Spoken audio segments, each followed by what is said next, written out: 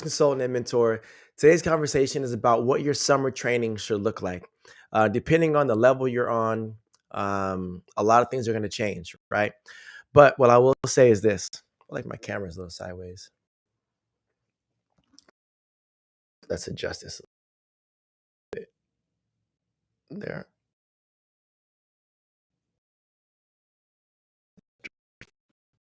Either way, okay. College athlete who's already in college. So you didn't make nationals. You're home for the summer. What should your training program look like? Number one is going to be doing things that's consistent with your college program. But like many of you, if you feel that your college program isn't working the way that you expected or working the way that it needs to, there are some things you can do that can help you stay ready for when you get into shape for your high school,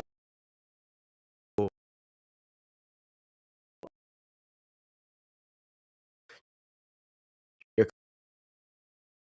college season. So what I mean by this, most coaches, college coaches, do it mainly because you're going to be jumping all year. However, if you didn't make the enough recorded jumps in, so do something different to get you into that, you can make the team and the national team, etc. So, what I would say to that specific person is you want to get some reps in immediately. So, if you're planning on competing through the end of now this week, right, for you the Division One nationals, you want to keep your schedule training up until then because you want your body to get used to that type of schedule. So you should be competing until this point, right? Then once nationals is over, then you want to shut it down and then reset your body and recoup your body so that you're 100% in shape. Okay.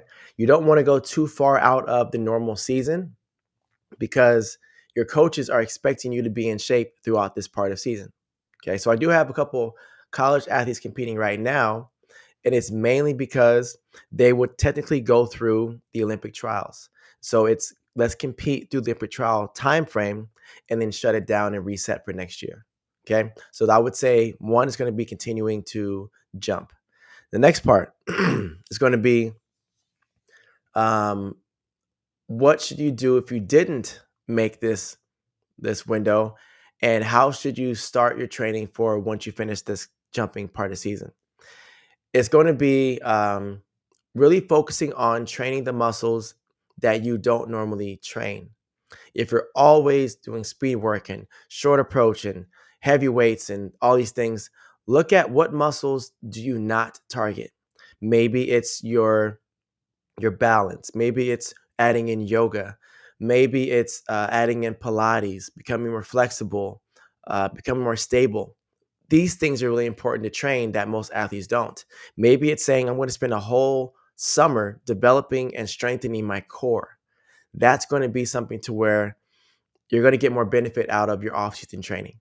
Okay. Now, let's say you are going into college.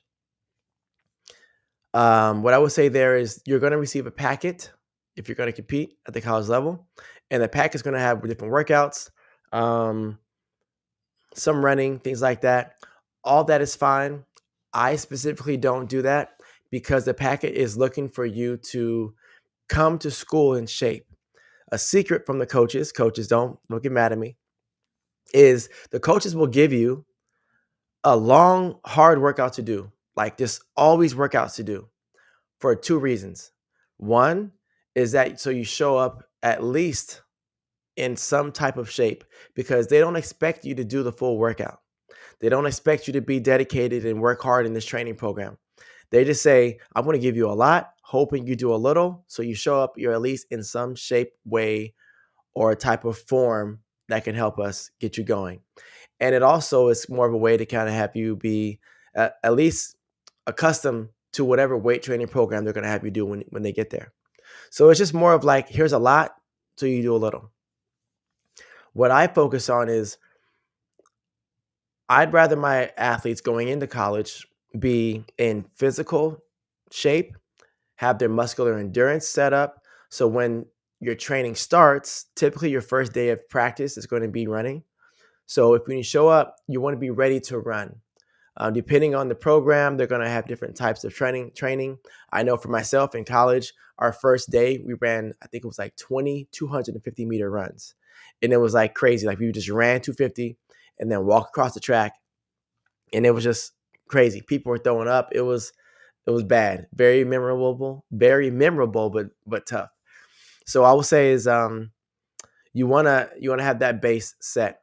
I do offer summer training programs. I have a couple athletes that are in colleges all across the U.S. and they signed up for my actual training program, whether it's the jumping or the actual base training that's designed to set them up so when they do start school, they're fresh, they're durable, and they're ready to go so that they can jump further when they get into their jump training. Okay. That's an option there for you guys. For the high schoolers, what I would say is depending on where you plan on going, right? What I mean by that is if you plan on going to state and Nike Nationals and all these other events later on, then you want to tailor your specific training for that. Because if you have indoor season and outdoor season and you're going to do summer, you don't want to just do too much too soon. So the three things that many people do wrong is they wear spikes in their off-season just general conditioning. You should not be sprinting when you're in the furthest possible way away from in season. Some coaches believe you should always be sprinting. I think it's if you're always sprinting, you're strengthening the muscles that need to be worked, but you're also not developing the muscles that haven't been worked. Also, you're always in spikes. Always in spikes means you're going to have higher impacts. When you have higher impacts, you have higher impact injuries. So to get away from having these impact injuries is you want to change up your training. How can you still train your CNS? How can you still train like your nervous system basically to feel the same type of explosive power without the actual impacts? Swimmers don't get shin splints, right? Because there's no impacts there. How do you get the same level of push and drive and work on your body without physically getting that done? So the biggest thing for you guys, just to recap, because I got to get out of here, is you should be training the muscles you don't typically work, training in directions you don't typically train, work on your range of motion, and work on your goal setting and mindset for this summer to set you up for next year. Those will be the main primary things. And if you have questions on specifics of what should I be doing, how should I be doing it, I do offer programs for that as well. All right, till next time.